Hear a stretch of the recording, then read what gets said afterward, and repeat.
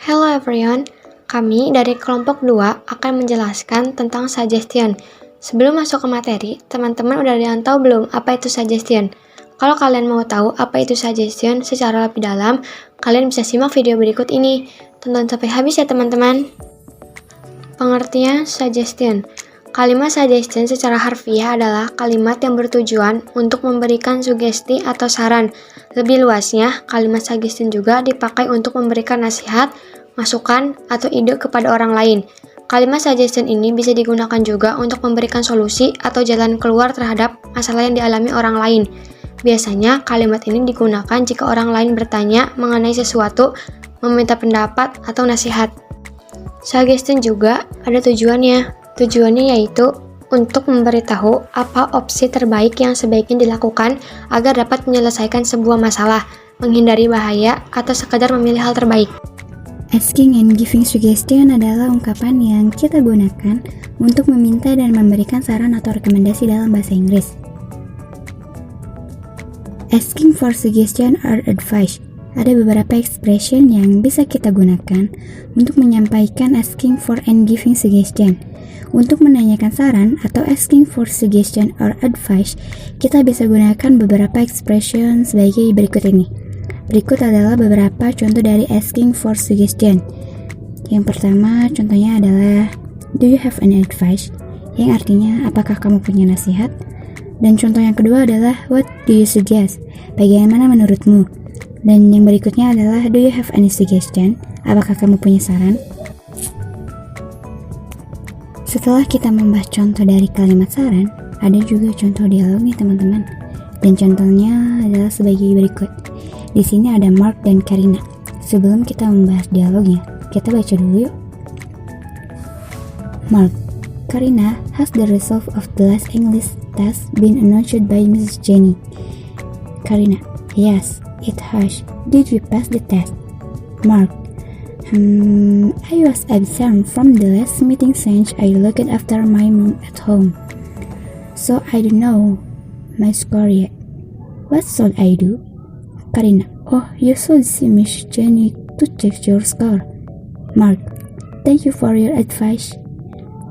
Oke, setelah kita membaca dialog tersebut, kita bahas yuk.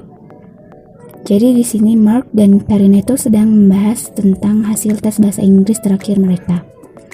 Dan saat hari itu, Karina hadir dalam pengumumannya, tetapi Mark tidak dapat hadir karena dia harus menjaga ibunya di rumah. Di sini Mark bertanya, what should I do? Apa yang harus saya lakukan? Dan Karina menjawab, you should see Miss Jenny. Kamu harus melihat Ibu Jenny. Kamu harus bertemu dengannya. Di sini Karina memberi saran kepada Mark agar Mark menemui Ibu Jenny jika dia ingin mengetahui hasil tes bahasa Inggrisnya.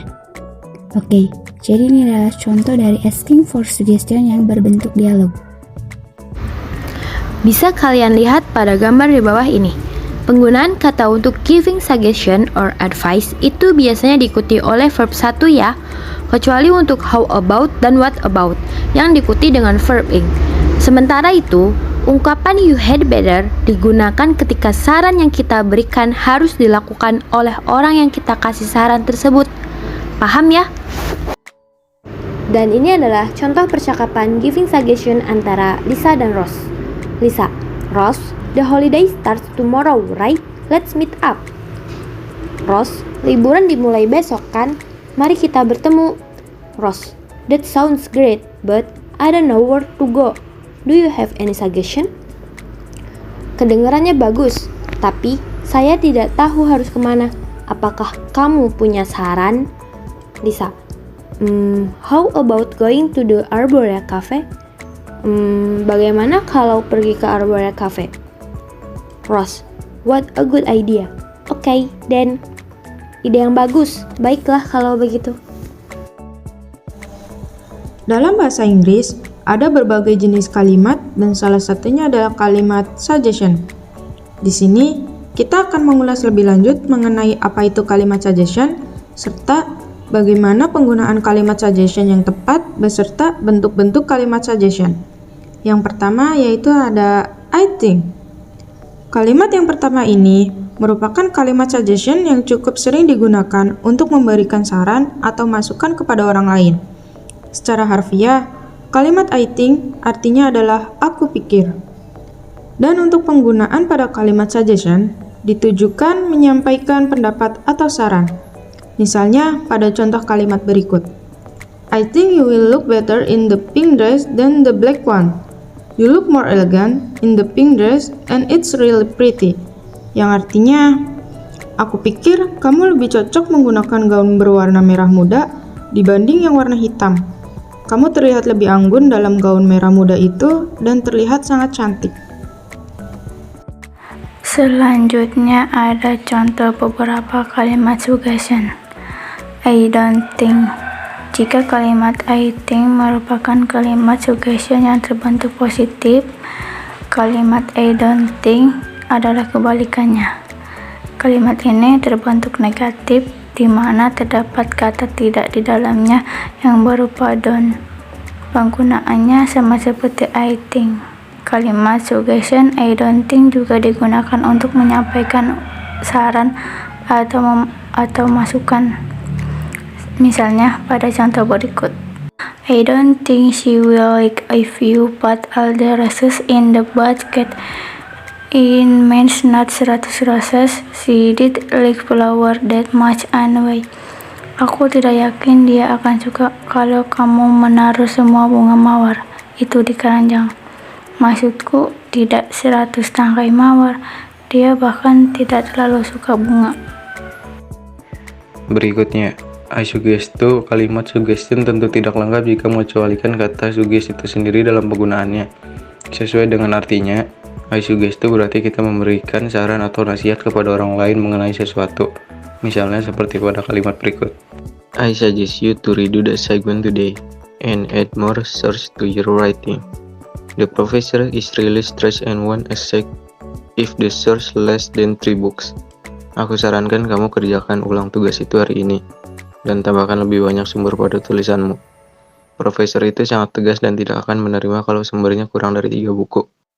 Dan yang terakhir ada usual. Sama seperti kalimat I suggest to, kalimat suggestion usual juga merupakan kalimat yang tidak bisa dikecualikan dalam memberi saran. Kalimat usual ini biasanya digunakan saat hendak memberi nasihat atau solusi atas masalah yang dialami orang lain. Misalnya pada contoh berikut ini. You should touch your parent better and don't wait until it's too late. You will regret it so much if you just let the time pass by doing nothing. Yang artinya, kamu seharusnya memperlakukan orang tuamu dengan lebih baik dan jangan menunggu sampai benar-benar terlambat. Kamu akan sangat menyesal nanti jika hanya membiarkan waktu berlalu tanpa melakukan apapun. Itulah pembahasan mengenai asking and giving suggestion. Jika masih ada materi yang belum dimengerti, jangan malas untuk berlatih agar pemahamanmu semakin terasa. Hal terpenting lainnya adalah jangan hanya menghafal, tetapi kamu juga harus memahami konsepnya.